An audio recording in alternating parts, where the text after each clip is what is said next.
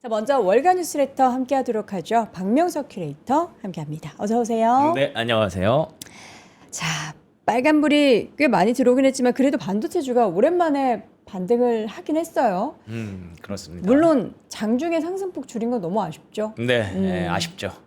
그래서 상승할 뻔했다가 지수가 녹색 만들 뻔했다가 마지막에 어떻게든 뭐 나스닥 기준으로 녹색 만들려고 막 이렇게 그 찰랑찰랑 했는데 네. 결국에는 아직 안 돼 하면서 돌려 보냈습니다.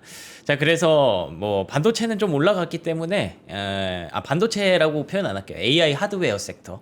AI 하드웨어 섹터는 좀 올라갔기 때문에 전반적으로는 어쨌든 뭐 그렇게 그 나쁘진 않았다라고 저는 봐요. 그리고 지난주 금요일부터 시작해서 조금씩 이제 AI 하드웨어 섹터의 일부 종목들은 계속 이제 다시 한번 좀 올라가려는 그런 노력들을 하고 있거든요. 근데 아직 기다려. 아직 안 돼. 아직 확신할 수 없어. 라는 뭐 앞으로 이제 구글 실적도 봐야 돼. 뭐 이런 거겠죠. 그래서 그 정도의 흐름이었다라고 보여지고요. 상방을 계속 뚫고 올라가기에는 힘이 조금 부족했다. 정도로 저는 오늘 시장을 정리할 수 있을 것 같습니다. 네. 자, 그래서 3대 지수 보시면요. 다우 지수는 0.6%의 하락이지만 나스닥 지수는 뭐 거의 상승할 뻔했습니다. 약보합이었고요. S&P 500도 상승할 뻔했죠. 0.2% 하락이었습니다. 러셀 2000은 0.6% 하락이었고요.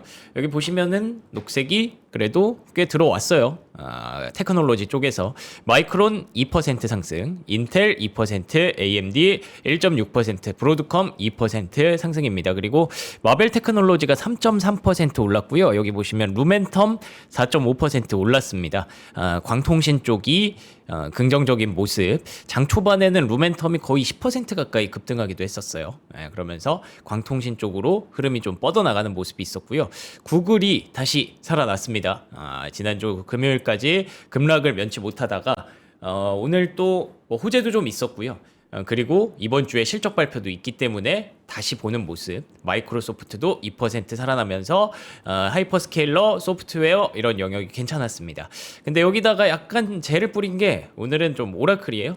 뭐 잠시 후에 이슈도 좀 말씀드리겠지만 오라클이 여전히 불안합니다. 그리고 데이터 센터가 계속 지연되고 있는 그런 모습으로 인해서 조금 아쉬운 모습 노출했고요. 샌디스크 2.7%, 웨스턴 디지털 2%. 다만 말씀해 주셨던 SKHY, 그러니까 ADR만 하락을 했습니다.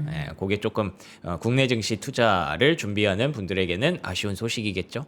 그렇지만 뭐 전반적으로 AI 하드웨어 섹터에 대한 분위기는 G번호바도 올라왔기 때문에 이번 주 실적 발표 있죠. 그렇기 때문에 나쁘지 않았다라고 보시면 될 것 같습니다. 뭐 러셀 2000은 당분간 이렇다 할 코멘트 할 거는 없어요. 최근에는 아무래도 S&P 500 중심으로 시장이 흘러가고 있기 때문에 근데 어쨌든 뭐 계속 팔로우는 조금 하면서 중간중간 말씀을 드리겠고요. 시장이 그러면 왜 올라갈 뻔하다가 내려왔냐? 오늘은 또 유가의 영향이 좀 컸습니다. 82달러까지 이거 보시면은 뭐야 어제 84였는데 많이 내려간 거 아니야? 라고 하실 수도 있지만 중간에 이렇게 쪼로록 올라가는 그 구간이 튀었어요. 있었거든요. 네, 맞아요. 이 튄 구간에서 계속 갈려다가 말고, 이런 흐름을 답보 상태를 계속 이어갔다라고 보시면 됩니다. 그래서 뭐 지금은 어쨌든 AI 하드웨어 섹터에 대해서 사실 뭐 S&P 500은 거의 빠진 것도 아니기 때문에 한 뭐 끼케야 고점 대비 5.5% 빠졌기 때문에 그거는 뭐 사실 미국은 별로 난리가 안 났어요. 계속 말씀드리지만 다만 AI 하드웨어 섹터에 투자 비중이 높은 투자자들은 계속 좀 전전긍긍 하고 있는 거는 미국도 사실입니다. 근데 그쪽에서는 어쨌든 조금 바닥 잡아가려는 흐름이 계속 나오는 가운데 유가가 상단을 계속 제한하고 있는 것. 그리고 또 SKHY만 빠진 걸 보면은 계속 그 레버리지와 인버스로 인해서 계속 그런 상방 하방 베팅이 미국에서도 좀 과열되고 있는 것. 그런데다가 그리고 아직은 알파벳 실적을 좀 기다려야 된다. 요 세 가지 이슈로 인해서 상방이 좀 제한됐고 하방은 계속 테스트를 받고 있다라고 보시면 될 것 같습니다. 자, 그리고 10년물 국채 금리는 4.6%까지 또 올라왔네요. 금리는 쉽게 안 떨어지죠.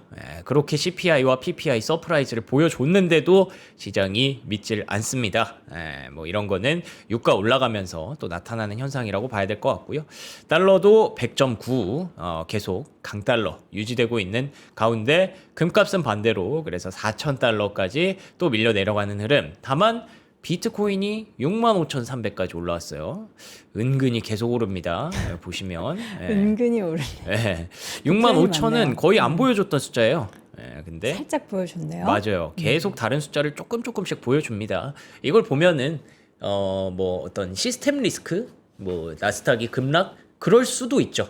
그럴 수도 있지만 그 가능성 시나리오는 뭐 어쨌든 우리가 베이스 시나리오, 워스트 시나리오 뭐 이런 것들을 다 가져가야 되지만 이 시스템 리스크는 워스트 시나리오잖아요.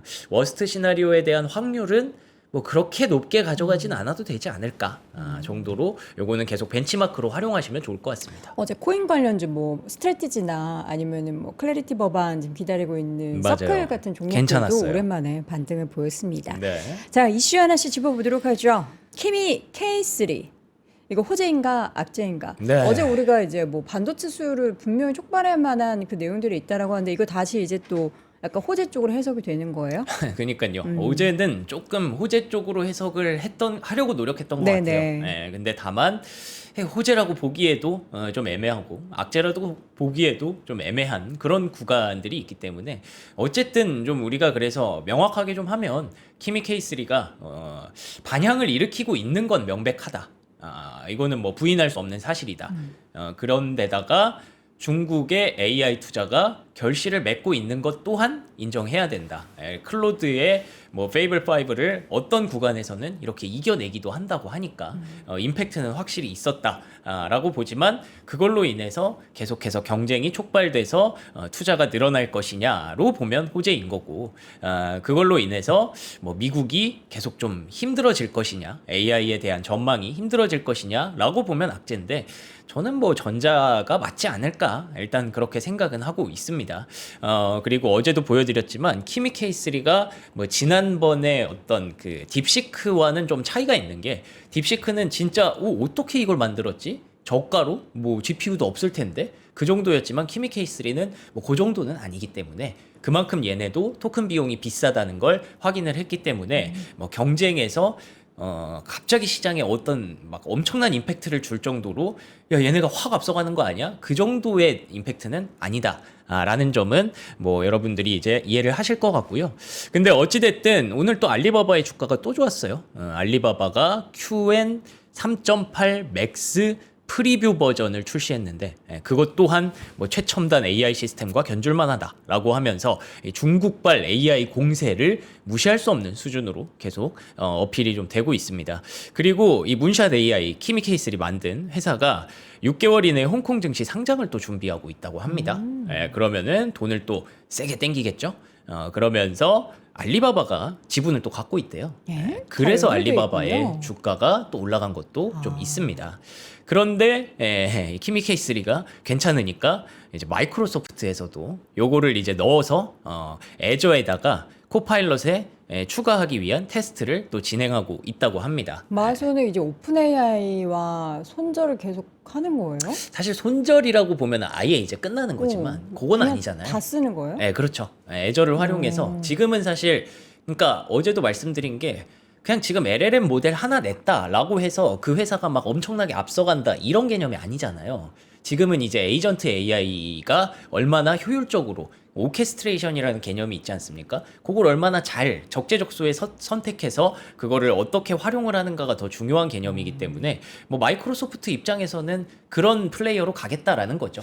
마소가 미국 기업인데 키미3는 사실 중국 기업인데 이걸 쓴다고 하니까 저는 되게 약간 놀라운데요?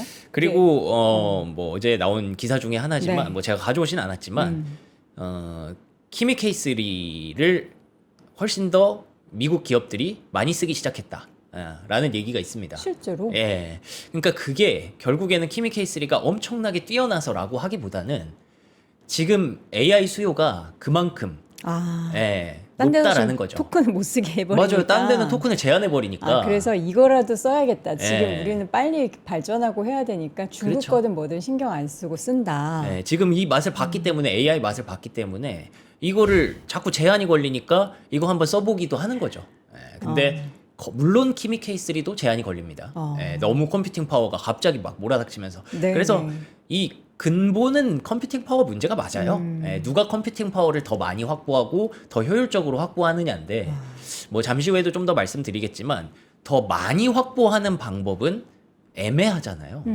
이미 뭐 롱텀으로 다 계약을 해버렸고 사실 메모리 반도체 기업들의 캐파가 갑자기 늘어나는 것도 아니고 그래서 메타가.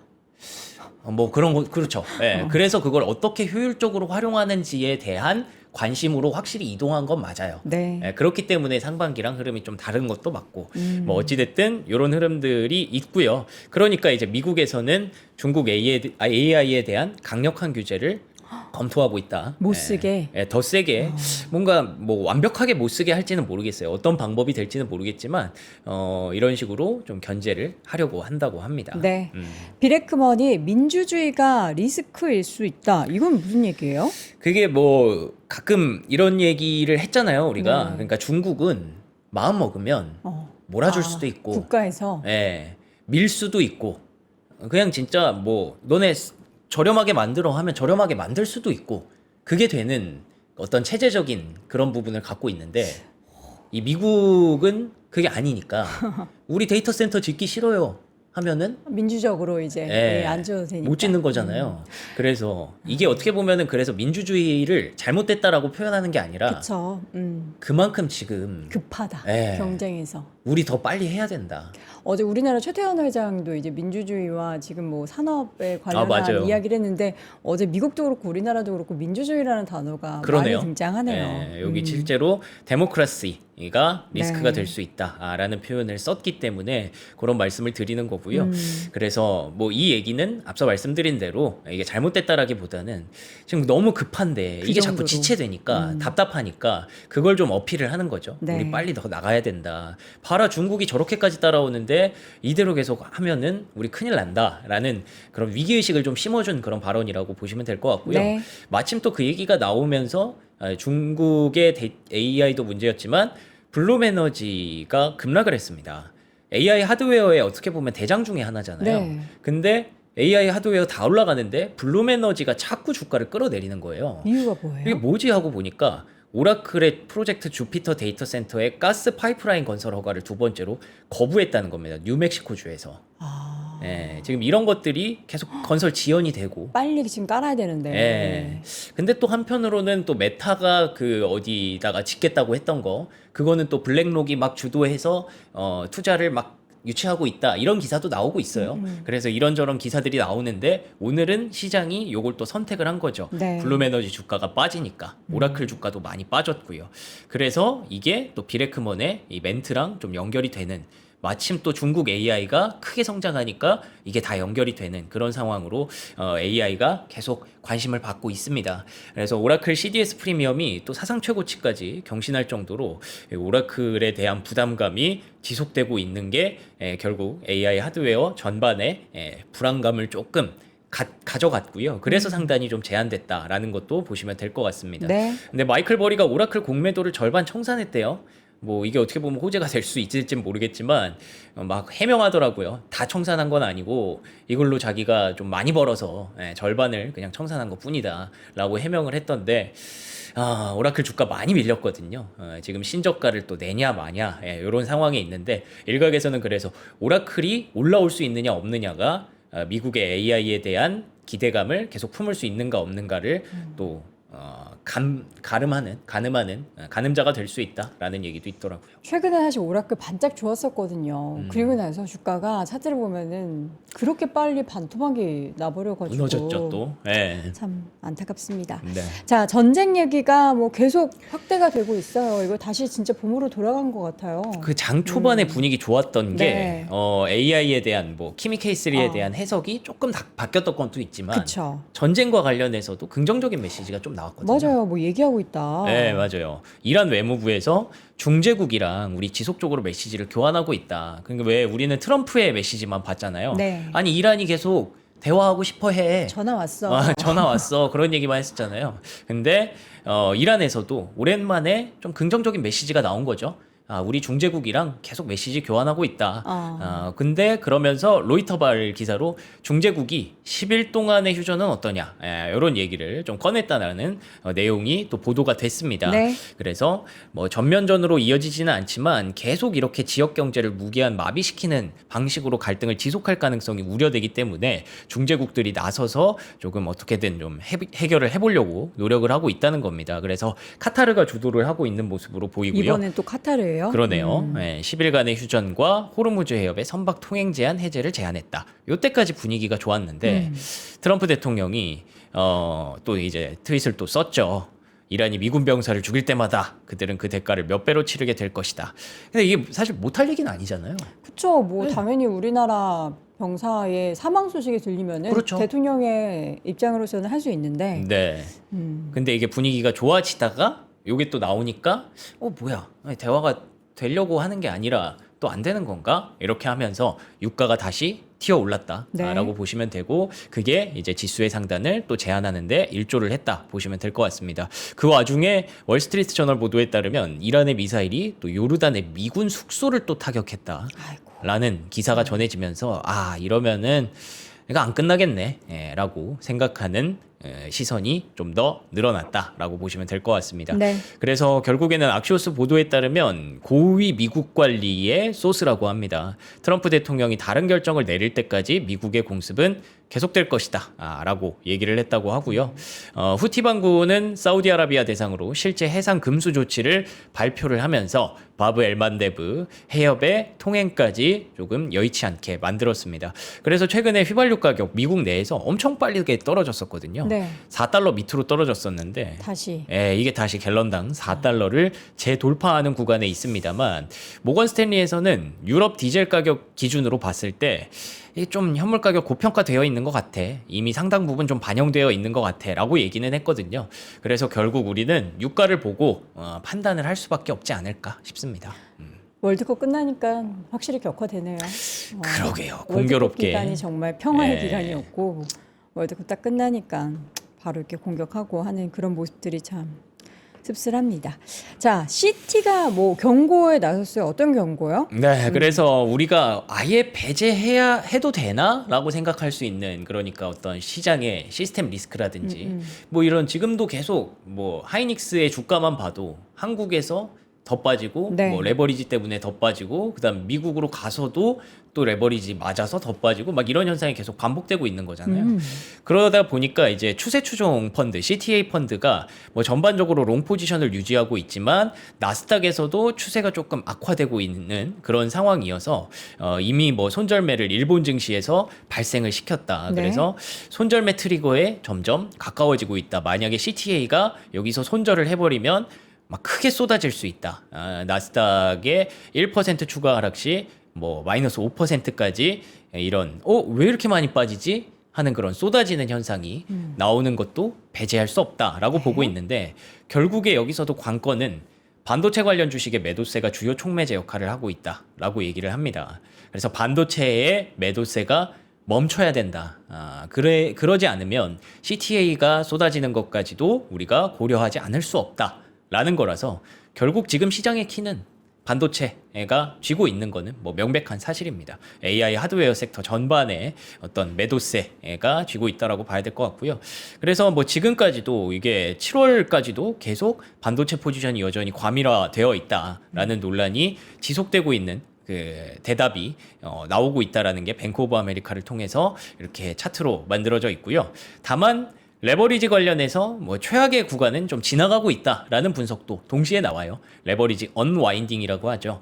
반도체에서 다른 쪽으로 가는 게 어떻게 보면은 이제 확산되는 걸 미국에서는 언와인딩이라고 표현을 하는데 네. 레버리지 쪽으로 집중됐었던 수급이 나오기 시작하는 것 또한 언와인딩이라고 볼 수 있겠죠. 근데 그것도 일부 지금 빠르게 가파르게 완화가 되고 있다는 점은 최악의 구간은 지나가고 있지 않을까에 대한 기대감으로 해석이 됩니다. 중국 쪽에서도 최근에 그런 현상이 나타나고 있다고 하더라고요. 중국. 예, 그래서 이런 것들이 조금 기대를 한번 걸어볼까 싶은 거고요. 다만 헤지펀드는 여전히 뭐 위아래 공세적인 흐름들을 굉장히 빠르게 가져가고 있어서 변동성을 유도하는 주체로 여전히 좀 남아있다라고 보여집니다. 네. 다만 미국 주식에 대한 수요는 여전히 견조하게 유지되고 있대요. 예, 그래서 지금 미국 쪽으로 향하는 뭐 강달러로 인해서 미국 쪽으로 향하는 수급은 뭐 여전히 좀 살아있다라고 보는 시선도 참고하시면 좋을 것 같습니다. 자, 뭐 미국 주식에 대한 수요 증가, 그러니까 작년 올 초까지만 해도 선진국 아닌 이머징 마켓에 대한 자금이 빠르게 들어오고 있다였는데 이제는 다시 좀 미국 쪽으로 간다라는 뉴스를 여러분께 자주 전해드리는 것 같고요. 그리고 월가에서도 그러고 진짜 바닥이 이제 다 왔다 하는 얘기를 우리가 지금 한 2주차 듣고 있으니까 여러분들도 많이 지치실 것 같습니다. 자, 특징주로 한번 보도록 하겠습니다. 첫 번째 특징주 뭘까요? 그래서 일단은 뭐 반도체 얘기를 먼저 해야겠죠. 근본은 컴퓨팅 파워 문제가 맞습니다. 네. 그러니까 키미 K3가 올렸던 그 공지입니다. GPU에 상당한 부하가 걸리고 있고 48시간 동안 너무 많은 수요가 용량의 한계에 도달했기 때문에 그래서 여기 신규 구독 접수를 일시적으로 중단하고 기존 회원분들께 컴퓨팅 자원을 우선적으로 제공하고 있습니다. 최대한 빠르게 용량을 확보하고 있고 신규 구독 접수는 순차적으로 재개할 예정입니다. 쉽게 말하면 신규 구독 접수를 끊어버린 거예요, 지금은. 그래서 컴퓨팅 파워 문제가 맞기 때문에 그래서 결국에는 이런 얘기가 나온 거죠. 문샷 AI, 키미 K3가 갑자기 이슈가 되고 있는데 거기서 메모리 주식이 확실한 승자가 될 것으로 보인다라는 게 블룸버그 보도를 통해서 나온 거고요. 훨씬 뭐 저렴한 가격, 최고급 제품과 견줄만한데 결국에는 이런 사양은 사양이 그렇게 딸리는 게 아니기 때문에 이전 세대 모델보다 훨씬 더 많은 메모리 용량을 요구하며 SK하이닉스와 삼성전자 등 소수의 공급업체가 장악하고 있는 시장에서 지속적인 수요가 있음을 시사한다. 스미토모 미쓰이에서도 공급업체 수가 제한적인 점을 고려할 때 메모리 제조업체들이 여전히 가장 유리한 위치에 있을 것이다. 그래서 뭐 시티그룹이 아까 얘기했던 것도 CTA 펀드가 매도를 하지 않으려면 반도체가 바로 서야 된다는 거고, 그러려면 이제 메모리가 유리한 위치에 있는 거는 뭐 사실이니까. 그래서 그 중심으로 이제 낙관적인 전망이 좀 더 확산이 돼야 시장이 좀 더 올라올 수 있다. 요거에 대해서는 뭐 다들 공감하실 것 같습니다. 그런데다가 이제 UBS에서 마이크론에 대한 자사주 매입도 뭐 기대를 한다라고 하면서 긍정적인 전망들을 내놨기 때문에, 그래서 뭐 차트 이게 아직 안 열렸네요. 차트 보면 뭐 여러분들 찾아보시면 아시겠지만 SKHY 차트는 뭐 이거는 얘기할 수가 없어요. 네. 얘기할 수가 없고, 마이크론 같은 경우에는 지난주 금요일부터 양봉 만들어내고 오늘도 그래도 상승했고, 그래서 조금씩 이렇게 좀 다시 올라가고 있는 구간들이 있거든요. 근데 다만 거기에서 이제 전쟁 이슈가 브레이크를 좀 거는 거고, 그래서 어떻게 보면은 막 지금 막 저점을 막 크게 이탈하고 그런 거 아니에요. 계속 지난주부터의 어떤 그 바닥에 대한 어떤 다지기 움직임은 계속 나오고 있기 때문에 여기서 한번 쏟아진다라는 변수만 없어야 되는데, 그것만 없다면 일단 지금은 조금씩 이제 다음 호재들을 기다리고 있는 그런 상황이라고 볼 수 있겠죠. 네. 자, 이 가운데 CT에서는 우리나라 코스피 지수에 대해서 맞네요. 만피 전망을 유지했어요. 네, 이게 맞습니다. 근데 보통 이런 지수 목표치는 12개월인데 이게 뭐 올해 목표치일까요? 이게 기준이 참 중요하거든요, 지금 시점에서. 그거까지는 제가 모르겠어요. 네. 근데 뭐 지금 이 얘기가 나온 이유는 그거예요. 그 지금 코스피가 너무 많이 빠져서 많이 빠졌죠. 그런 상황에서 메모리 산업이 뭐 여전히 견고하니까 지수 목표치를 만으로 유지했다라는 거고, 뭐 언제 갈지는 보통은 잘 안 나오지 않나요? 그렇기 때문에 지금은 일단은 보통 뭐 발표할 때 네. 올해 혹은 이제 12개월 뭐 포워드 대비해서 뭐 이렇게 된다 이런 얘기를 하는데 그 기준점이 안 나와 있네요. 그래서 그럼 나도 만 얘기할. 그래서 어쨌든 지금의 변동성이 뭐 그렇게 펀더멘털을 저해하는 변동성은 아니다라고 계속 일단 시장은 보고 있고, 그리고 키미 K3가 나왔지만 메모리에 대해서 긍정적인 관점은 유지되고 있다. 왜냐하면 근본은 컴퓨팅 파워 문제가 맞으니까 네. 라고 볼 수 있는 거죠. 네. 알겠습니다. 자, 이어서 이제 또 다른 특징주도 한번 보도록 하겠습니다. 뭐가 있죠? 근데 여기서부터는 조금 생각을 해봐야 되는 그런 문제라고 보여집니다. 어떤 생각이야? 컴퓨팅 파워 문제가 맞긴 맞아요. 그래서 앞으로 이 LLM 같은 것들이 나왔을 때 그 모델을 잘 만들었느냐가 중요한 게 아니라 그러면 그 회사들이 그 AI를 잘 구동하기 위해서 컴퓨팅 파워를 어떻게 확보하느냐 이게 중요한 거지 않습니까? 네. 근데 아까 잠깐 서두에도 말씀드렸지만 컴퓨팅 파워를 확보하는 방법은 메모리 반도체를 많이 사는 거죠. 근데 그게 이제는 풀캐파를 돌리고 있잖아요. 메모리 반도체 기업들이. 그러면은 그것 또한 쉽지 않아요. 네. 예. 그렇게 되면은 뭐 당장 메모리 반도체 기업의 공장이 뚝딱하고 지어지는 게 아니기 때문에 그렇죠. 그러면은 뭐 가격을 올려서 남의 거를 뺏을 수도 없는 게 이게 다 롱텀으로 계약을 해버렸잖아요. 그렇기 때문에 가격 경쟁이 막 엄청나게 유발되는 것도 아니겠죠. 그런 생각을 좀 저는 해야 된다고 봐요. 그래서 어제도 잠깐 말씀드렸던 부분인데 AI 하드웨어라고 저는 생각을 하는 거고 AI 하드웨어는 앞으로 이 구조적인 병목을 해소하는데 각자가 굉장히 중요한 위치에 서 있을 거고 중요한 역할을 할 겁니다. 그 중에 가장 시급했던 게 메모리 반도체였기 때문에 이제 상반기에는 메모리 반도체 중심으로 우리는 관심을 가질 수밖에 없었죠. 근데 그게 이제는 계속 다른 쪽으로도 확산이 될 수 있다라는 거고요. 왜냐하면 메모리 반도체가 현실적인 어떤 뭐 공급을 막 늘릴 수 있는 상황도 아니고 그렇기 때문에 그리고 가격 경쟁을 더 이상 좀 제한시키기 위해서 롱텀으로 만들어 버린 거기 때문에 그거에 대한 관심도는 조금 낮아질 거고 그러면은 이제 AI 기업들이 어떻게 효율화를 시키는지를 더 볼 거라는 거죠. 네. 그리고 좀 더 중기적인 관점으로 보면 지금 계속 이 엔트로픽과 오픈 AI가 상장을 꾀하고 있잖아요. 그런 상황에서는 너네 지금 컴퓨팅 파워 확보하기 힘든 걸로 알고 있는데 어떻게 할 거야?에 대한 도전을 시장은 계속 의문을 부여할 거라는 거고 그쵸. 이제는 그래서 시장의 관심이 컴퓨팅 파워가 중요해에서 컴퓨팅 파워 어떻게 확보할 거야? 요걸로 좀 넘어갔다라고 보시면 될 것 같아요. 예, 그래서 시선을 좀 더 넓혀야 된다라는 말씀을 계속 드리는 거고요. 그래서 요거 보시면 메타와 마이크로소프트와 구글 같은 기업들이 2분기 데이터 센터 임대 규모가 9.6기가와트로 사상 최고치를 기록했다. 그러니까 데이터 센터 임대 쪽으로 계속 방향을 또 만드는 거죠.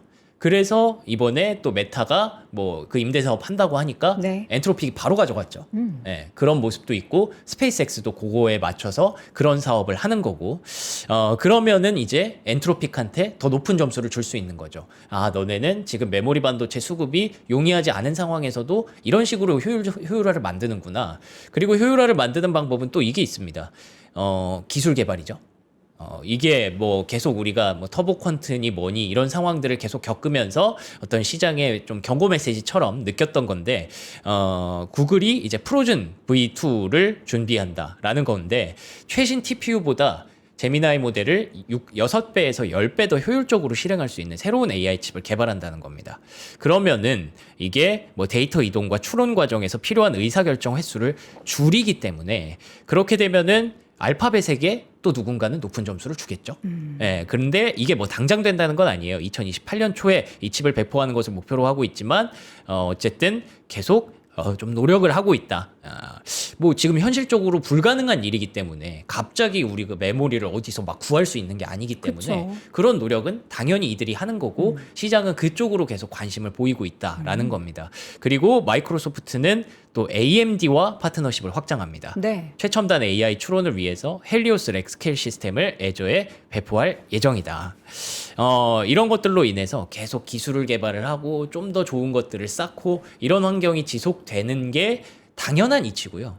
그러면은 계속 시장은 이 하이퍼스케일러와 AI로 돈을 어떻게 효율화할 것이냐에 관심을 보일 수밖에 없겠죠. 안 그래도 이제 엔트로픽이 상장을 앞두고 그런 거를 더 증명해야 되는 구간이기 때문에 앞으로 그런 쪽으로 관심은 계속 늘어날 겁니다. 그래서 플루이드 스택이라는 기업도 있는데 이건 어떤 기업이냐면 얘네도 이제 그 AI 컴퓨팅 파워를 임대해주는 사업체인데 처음에는 그냥 임대만 해주다가 AI로 그 남는 것들을 좀 효율적으로 쓸 수 있게 또 만들어주는 거예요. 돌릴 때 돌려야 되고 그걸 조금 이제 몰아줘야 될 때 몰아주는 거고 그런 것도 계산을 다 하는 거죠. 시스템을 만든다. 예. 그런 것까지 좀 가가지고 이게 뭐 찾아보니까 옥스포드의 어떤 졸업생들이 만들었다라는 얘기가 있더라고요. 근데 거기에 블랙록도 투자하고 구글도 투자하고 이런 이유가 분명히 있는 거겠죠. 그래서 컴퓨팅 파워를 실질적으로 뭔가 개수를 확보하는 게 지금 용이하지 않다면 이런 고민들을 하는 거죠. 그리고 또 이제 임대 그 네오클라우드 업체들은 점점 더 할 일이 많아지겠죠. 그래서 아이랜도 연간 매출 목표 상향 조정을 했다라는 얘기가 나오면서 골드만삭스도 긍정적인 목표를 발표했고요. 뱅크 오브 아메리카도 코어위브에 대해서 매수 등급을 유지했다. 이게 이 코어위브나 아이랜 같은 기업들이 그 메타가 클라우드 사업 한다고 했을 때 갑자기 급락했잖아요. 예. 근데 그게 당연히 해야 되는 일이다 쪽으로 지금 시장에 인사이트가 좀 넘어가는 거죠. 저들 기업이 하는 일이 당연히 해야 할 일이다. 그렇죠. 예. 그래서 그건 다시 말하면 컴퓨팅 파워에 대한 수요를 대변해주는 그런 이벤트이기 때문에 이런 기업들이 앞으로도 할 일이 많아질 것이다.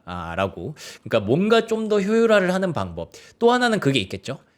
이제 광통신이라든지 지금 아직 현재의 시스템에 완전히 녹아들지 않은 뭐 그리고 이제 앞으로 나가면 뭐 루빈이 좀 더 빨리 나오면 그런 네. 것들이 어느 정도 회복될 수도 있겠고 이런 것들이 계속 이제 시장에 관심이 될 거라서 바클레이스에서는 루멘텀에 대한 투자 의견을 비중 확대로 상향했다라는 모습도 있어서 루멘텀의 주가가 좀 더 올라갔습니다. 그래서 뭐 계속 뭐 강조드리는 뭐 똑같은 얘기지만 AI 하드웨어 섹터에 대해서는 뭐 저는 전반적으로 좀 언더슈팅이 있고 그리고 거기서 문제를 해결해주는 1번은 메모리 반도체의 주가가 좀 더 이제 중심을 잡아줘야 된다. 임에는 틀림이 없는데 앞으로는 계속 이제 이 생각을 좀 더 확장할 필요는 있다라고 저는 봐서.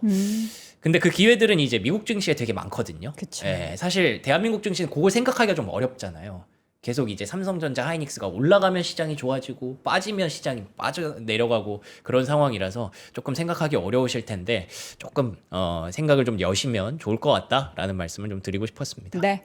애플 AI 칩 관련한 코멘트를 모건 스탠리에서 했는데 애플이 뭐 인수한다고 했었잖아요. 무슨 칩 기업. 그렇죠. 네. 예, 그래서 지금 계속 애플이 돈을 어떻게든 또 써서 지금 AI 관련 기업들을 좀 줍줍하려고 하고 있는데, 근데 뭐 아직까지 애플이 사실 AI 칩으로 뭔가를 해내지도 않았는데 서버 칩 성능이 부진 상태인데 너무 이거 주가 많이 올라간 거 아니야? 라는 어떤 좀 태클 아닌 태클을 좀 걸었다라고 저는 봤거든요. 예, 그래서 지금 상황에서 이런 식으로 갈 거면 결국에는 그거를 구글 클라우드 플랫폼으로 더 많은 워크로드가 이동할 수밖에 없지 않을까? 시리 AI의 성능이 저하될 수 있을 수 있다라는 얘기를 하면서 그래서 그런지 애플의 주가가 조금 내려왔습니다. 고점에서 결국에는 중요한 건 AI고 AI를 뭐 돈을 안 쓰는 애플이 지금 당분간 좀 주목을 받았지만 효율적으로 쓴다가 저는 그 핵심이라고 보거든요. 네. 예, 그렇기 때문에 그에 대해서는 이런 시선도 좀 나오고 있다라는 거를 같이 엮어서 보시면 좋을 것 같아요. 스페이스X가 계속 하락세를 보이고 있어요. 맞습니다. 예, 그래서 스페이스X가 신저가를 계속 경신하고 있고요. 와, 이게 진짜 IPO 하고 나서 아무도 관심을 갖지 않는 듯한 그런 느낌이에요. 실적 발표를 8월 6일에 한다던데요. 네, 맞아요. 확정됐더라고요. 네. 그래서 근데 그게 또 문제예요, 사실은. 왜요? 실적 발표 자체도 좀 부담스럽기도 하고. 실적 발표가 내용이 별로 안 좋을까 봐. 뭐 그렇겠죠. 좋을 거는 딱히 없겠죠. 지금 상황에서는. 그런데다가 일단 뭐 지난주에 그 스타쉽 발사 연기돼서 신저가 갔다고 하는데 네. 그게 이번 주 목요일에 재개되기는 하거든요. 음. 근데 실적 발표 다음 이틀 뒤 두 네. 번째 거래일에 이제 그게 나옵니다. 락업이 해제됩니다. 물량이 이제 계속 풀리겠죠. 조금씩. 네, 그렇기 때문에 실적 발표일이 정해졌고 그 다음 날짜까지 이 투자자들은 그러면 이때부터 시작이구나라는 생각을 또 하게 되겠죠. 그래서 지금 뭐 저가 매수도 안 붙고 그런 상황이 계속 발생하고 있고 시장도 별로 안 좋으니까. 네. 근데 뭐 전쟁부랑 계속 협상은 하고 있다고 합니다. 요것 또한 AI 데이터 센터 용량 수십억 달러 제공을 위한 협상. 이게 누구한테 갈까 생각을 해보면 미국 전쟁부가 제일 좋아하는 잘 연결해서 일하는 기업한테 가겠죠 또. 예. 그거는 뭐 일단 현재까지는 저는 엔트로픽이라고 생각을 하고요. 네. 그래서 이런 협상도 하고 있다라는 거고 뭐 국가안보 우주발사계약 상한액을 증액했다 뭐 이런 얘기도 계속 나오고 있습니다. 거기에 로켓랩, 블루오리진 뭐 이런 기업들이 같이 들어갔다라는 건데 데나이브스는 뭐 스페이스X에 대해서 의견을 이렇게 얘기하더라고요.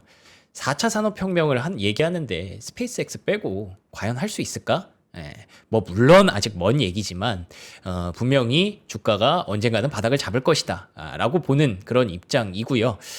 그래서 레이먼드 제임스에서는 에코스타가 이렇게까지 떨어질 기업이 아니다라고 하면서 투자 의견을 강력 매수로 매수.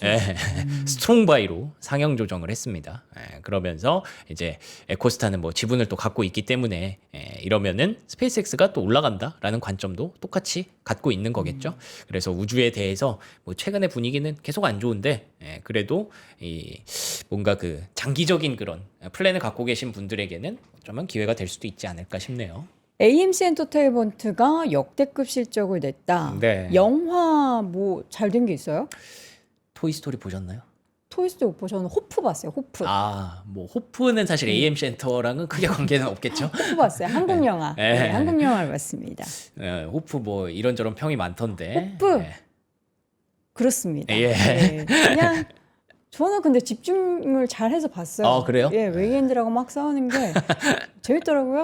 네. 저도 주말에 볼까 생각 중인데. 그때 뭐 어려워요. 알겠습니다. 네, 어렵습니다. 네. 근데 AMC 엔터가 이번에 그러니까 제가 너무 AI 얘기만 한 것 같아서 뭐 다른 얘기도 조금 말씀드리고 그쵸. 가면 네. AMC 엔터가 역대급 실적을 발표를 했다고 합니다. 사상 최고 분기 실적을 달성했고요. 여기 사진에 보이는 건 이제 오디세이에 대한 기대감인데 저도 오디세이 진짜 기대를 많이 하고 있거든요. 크리스토퍼 놀란 감독의 그런데다가 지금 뭐 돈 엄청 벌고 있다던데. 맞아요. 개봉하자마자. 그 개봉하자마자 잘 되고 있는 네. 것도 있고 그런데 이제 토이스토리, 슈퍼 마리오 갤럭시 그리고 마이클도 잘 됐다고 해요. 그리고 마이클 잭슨 영화예요? 악마는 프라드입니다. 2도 나름 잘 된 것 같고요. 그러네요. 프로젝트 헤일 메리도 잘 됐네요. 저건 영화 진짜 인기 많았죠. 그래서 이런 것들이 역대급 실적을 만들어냈다라고 해서 AMC 엔터의 주가가 한 20% 정도 폭등하는 모습도 있었고요. 네. 말씀드린 대로 이 오디세이 출연진이 엄청나더라고요. 젠데이아도 아까 나왔고 네. 맷 데이먼도 나오나? 맞아요. 맷 데이먼. 엄청 많은 배우들이 나오더라고요. 그리고 크리스토퍼 놀란. 누구지? 늑대 남자. 늑대 남자. 그 사람도 나오던데. 네, 영어 이름은 제가 이렇게 잘 외우지 못해서. 그냥 기억이 안 나. 이름이. 배우 이름 여러분들 잘 찾아보시고요. 아무튼 엄청 많이 나오더라고요. 영화나 보죠, 뭐 시장을 그래서. 보지 말고. 그래서 AMC 엔터를 또 이제 주가가 더 잘 가는데 또 역할을 했다라고 보시면 될 것 같고요. 네. 또 도미노 피자 실적에 빨간불이 많이 들어왔네요. 근데 뭐 여전히 경쟁이 좀 심화되고 있다. 어려운 거시 경제와 경제 환경 때문에 월드컵 버프를 받았는데도 조금 아쉽더라라는 얘기를 하면서 주가가 상단의 제한을 또 받았습니다. 네. 자, 그리고 요거는 뭐 일라이 릴리가 어떤 기업을 인수한다라는 얘기가 지난 주말에 좀 전해졌던 얘기인데 아타이 베클리라는 기업이 있더라고요. 아타이 베클리. 근데 이거 보니까 치료 저항성 우울증 치료에 적합하다. 요즘 이거 좀 필요한데 그렇죠? 우울하잖아요. 요즘 지금. 우울한데 날씨도 안 좋고 시장도 그렇습니다. 안 좋고. 네. 그래서 이번을 기점으로 인해서 환각제 임상 개발 업체래요. 아타이 베클리가. 그래서 이쪽에 대한 관심이 뭐 확산될 수 있다. 그래서 존슨앤존슨도 성인용 비강 스프레이를 케타민에서 추출해서 뭘 하고 있다라는 얘기가 좀 있더라고요. 네. 뭐 이게 연계되는 기업이 있을지는 모르겠는데 어쨌든 이런 것도 또 하나의 어떤 바이오 쪽에서 떠오르는 먹거리인가 싶어서 한번 소개를 해드렸습니다. 자, 이번 주엔 정말 중요한 기업들의 실적 발표 예정되어 있기 때문에 한번 그 스케줄표 한번 마지막으로 보여드릴까요? 그럴까요? 그거 숨겨놓은 거였는데. 저만 보이네요. 저만 보입니다. 일단 말씀은 드릴까요? 네. 숨김이었으니까 숨김을 풀고 제가 말씀드리면 짝대기를 되거든요. 못 봤어요. 네. 테슬라 있고요. 요거 한번 그냥 보여주시면 이번 주는 테슬라, 알파벳, 인텔 있기 때문에 내일 또 이렇게 내일 할리버튼 네. 있고 GM, 3M 찰스 슈왑 있습니다. 아. 예, 요거 장 시작하기 전에 나오는 거고 네. 내일까지는 뭐 좀 덜 바쁠 것 같은데 모레부터는 또 목요일 날 정신 아침 없죠. 우리. 예, 이 아침에 테슬라, 알파벳, 서비스나우, IBM, IBM. 예, IBM도 요즘 중요해졌잖아요. 그렇죠. 예, 그리고 또 금요일 아침에 또 인텔 나옵니다. 네. 예, 과연 이 이제 AI와 반도체 실적 발표 시즌이 시작되는데 어제 제 그 VOD 댓글 중에 하나가 가장 많은 추천을 받았던 댓글이 그거더라고요. 뭐요? 아, 좀 이제 인정해라. 시장은 실적에 궁금하지 않았던 거야라고. 실적이 안 궁금하다고요? 실적이 안 통하는 거야. 근데 저는 어느 정도는 이제는 솔직히 합리적인 추론이라고 생각해요. 뭐 마이크론도 안 돼, 삼성전자도 안 돼, TSMC도 안 돼. 네. 그러면 내 답은 하나야. 뭐 이렇게 되는 거긴 하잖아요. 그쵸. 근데 그렇게 되면 제가 할 말이 없어요. 여러분 실적이 안 돼요. 뭐 어차피 시장 뭐 끝났어요. 뉴스 볼 도박판이에요. 필요가 없죠. 네, 그렇기 네. 때문에 각자의 일을 하는 거다라고 이해를 좀 해주시면 좋을 것 그리고 같고요. 또 우리가 안 볼 수 없잖아요. 그러니까요. 그렇다고 해서 네. 또. 그리고 어쨌든 이제 올라와야 되는 트리거는 실적 시즌이 이제 쏟아질 거잖아요. 이번 주와 다음 주와 다다음 주에 쏟아질 거기 때문에 거기에서 우리는 계속 반등 트리거를 찾아야겠죠. 이후의 생각은 다음 문제로 하는 걸로. 제가 오늘 이렇게 쪽머리를 한 이유가 있습니다. 네, 뭐죠? 여기다 이제 하얀 수복만 입고 물 떠놓고 저는 정말 비나이다. 우리 시청자분들 이제 더 이상 안 힘들게 시장아 제발 이제 긍정적인 이슈는 좀 긍정적으로 해석해서 반영을 좀 해줘라. 빌 예정입니다. 예, 뭐 지금 우리 할 수 있는 일이 없잖아요. 그거밖에 뉴스 없죠, 뭐. 전달드리고 저는 네. 간절하게 두 손 모아서 빌도록 하겠습니다. 자, 여러분 잠시 후에는 저희가 또 시장 이야기는 우리 한화투자증권 한상희 수석연구위원 모시고 할 예정이고요. 그리고 맛있는 거 먹으면서 아침 좀 시작해 보도록 하겠습니다.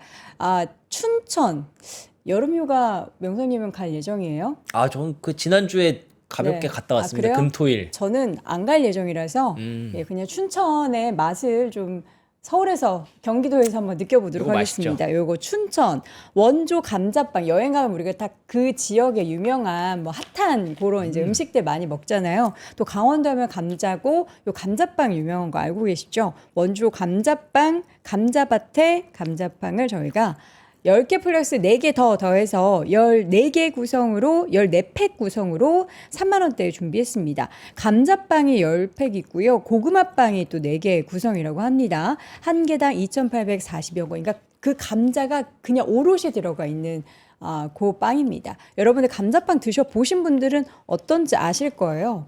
요 안에 감자가 그대로 들어가 있어요. 요게 브랜드마다 제가 알기로 그 텍스처가 좀 다른 걸로 알고 있는데 얘는 약간 겉바속촉 느낌이네요. 요거는 에어프라이기에서 바로 꺼내 먹으면은 겉에도 약간 보송보송해요. 지금은 살짝 우렸는데 저는 그 식감이 더 좋기도 해요. 맛있어. 감자 그냥 먹어도 맛있는데 쫀득한 식감까지 같이 더해지고 뭔가 이제 달콤한 맛이 살짝 들어가 있으니까 기분이 갑자기 확 좋아집니다. 맛있는 거 드시고 저희가 고구마빵도 같이 드리는데 고구마빵은 시식이 없어가지고 그러네요. 고구마 아시겠죠? 더 달겠죠? 더 맛있겠죠? 고구마가 귀한에 4개밖에 안 주네. 감자빵과 고구마빵 여러분 함께 하시고요. 이어서 지금 너무 습하잖아요. 그럴 때는 습하면 또 약간 기분 찝찝해져요. 그렇기 때문에 제습기 하나 준비했습니다. 요거 되게 컴팩트한 사이즈예요. 되게 작은 사이즈라서 집안에 혹은 테이블 구석에 이렇게 두셔도 좋을 만한 제습기 준비했습니다. 에어드라이 제습기 최초로 저희가 12만 원대 준비를 했습니다. 독일 IF 디자인 어워드에서 수상을 했더 어쩐지 컬러감도 그렇고 예쁘더라. 보통 제습기 하면 되게 좀 크고 디자인이 막 뭐 디자인이랄 것이 사실 없잖아요. 기능만 그쵸. 보고 우리 보통 구입하니까. 근데 이건 디자인 어워드에서 수상한 예쁜 디자인의 심플한 디자인의 제품입니다. 자동으로 습도 조절이 가능하고요. IPX4 방수 등급, 그래서 욕실에서도 사용 가능하대요. 욕실에도 이제 습하면 곰팡이 많이 생길 수 있기 때문에 이런 제품들 사용하시면 너무 좋을 것 같고 16cm의 초슬림형 디자인 그리고 지금 보니까 밤에도 부담 없는 수면 모드라고 하는 거 보니까 소음이 굉장히 적은 것 같습니다. 소음 보니까 38데시벨 정도밖에 되지 않는데요. 그래서 틀어두고 웽 이런 기계 소리 안 나게 여러분의 이제 수면을 방해하지 않는 그런 제품이라고 하니까 12만 원대. 제습기 없어서 지금 불편을 겪고 계신 분들은 지금 바로 득템하시면 좋을 것 같습니다. 자, 감자빵, 고구마빵, 제습기 관련해서는 영상 아래 링크 통해서 확인해 보시고요. 지금까지 박명석 큐레이터 함께했습니다. 고맙습니다. 고맙습니다.